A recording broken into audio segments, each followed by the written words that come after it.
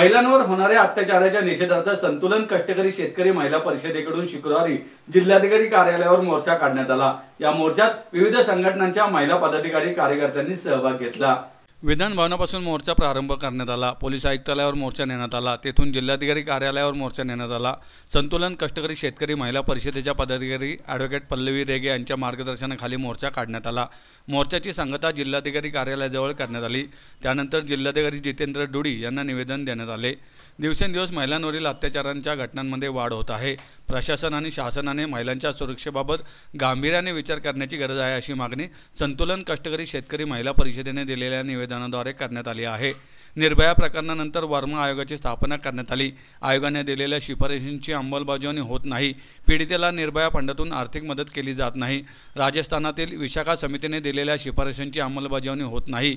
पुणे शहरात महिला युवतींवर होणाऱ्या अत्याचारांच्या घटनेत 53% वाढ झाली आहे। जागतिक पातळीवर महिलांवर होणाऱ्या अत्याचारांच्या घटनांमध्ये भारत 5व्या क्रमांकावर आहे, असे निवेदनात नमूद करण्यात आले आहे। अल्पवयीनांवरील अत्याचार प्रतिबंधक कायद्यान्वये दाखल होणारे गुन्हे महिला न्यायाधीशांनी नोंदवून घ्यावेत। पीडित महिला युवतींची तक्रार पोलिसांनी तिच्या घरी जाऊन नोंदवून घ्यावी। अत्याचार प्रकरणात आरोपीला कठोर शिक्षा व्हावी। खासदार आमदार मंत्र्यांना दिलेले पोलीस संरक्षण कमी करावे। प्रत्येक पोलीस ठाण्यासह चौकीत स्वतंत्र महिला कक्ष करावेत। पोलीस भरतीत महिलांसाठी जास्तीत जास्त आरक्षण द्यावे, अशा मागण्या या निवेदनाद्वारे करण्यात आल्या आहेत। तरी महिला संतुलनच्या वतीने बोलते, जे काही अत्याचार झाले आता शिवशाहीमध्ये तो अत्याचार व्हायला नाही पाहिजे। बाहेरच्या मुली पुण्यामध्ये शिकायला येतात। पुणे हे शिक्षणाचं माहेर घर आहे आणि पुण्यामध्ये शिक्षणासाठी भरपूर बाहेरून मुली आलेल्या असतात। त्या कशा सुरक्षित राहतील? जेव्हा असे अत्याचार होतात तर त्यांचं संरक्षण कसं? आता आम्ही कमिशनर साहेबांकडे गेलो, ते आम्हाला बघून पळून गेले, लपून बसले। ते आमचं निवेदन घेतले तर पोलीस चौकीमध्ये कसं घेणार? आणि माझी एकच सरकारला रिक्वेस्ट आहे आणि सांगणं आहे, तुम्ही आल्यापासून हे अत्याचार जास्त वाढलेत। माझ्या मते हे अत्याचार जास्त वाढलेत आणि त्याच्यावर काही कानून कायद्याने कारवाई होत नाही। जेव्हा मुली कंप्लेंट करायला जातात त्या मुलींना रात्रभर बसवतात।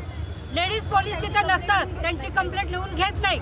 माझं हे म्हणणं आहे की ज्यांच्यावर अत्याचार झाले त्यांच्या घरी जाऊन त्यांची कंप्लेंट घेणे।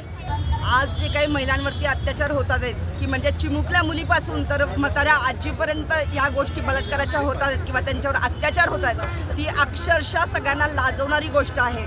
मी वाघोली महिला विकास आघाडीच्या वतीने आणि माझ्या संतुलन कष्टकरी महिलांच्या वतीने आज मी जाहीर सरकारचा निषेध करते की त्यांना फाशीची शिक्षा देता येत नाही।